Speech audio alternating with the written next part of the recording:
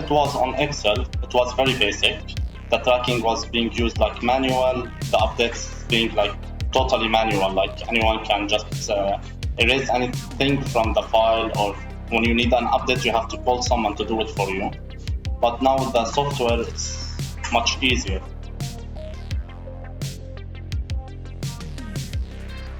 I have a daily report I need to send for my clients. I used to do that before the software.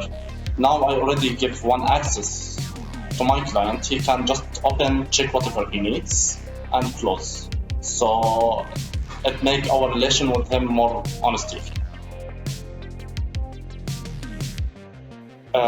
It's our company credibility and the company image for the client, or for the government as well. Since we are doing governmental projects, we are already professionals, and we have nothing to cover. Everything is shown up. We started here with one project, and we are planning to start with our other projects as well, to keep all of our projects on the same level. It's not saving money, it's an investment.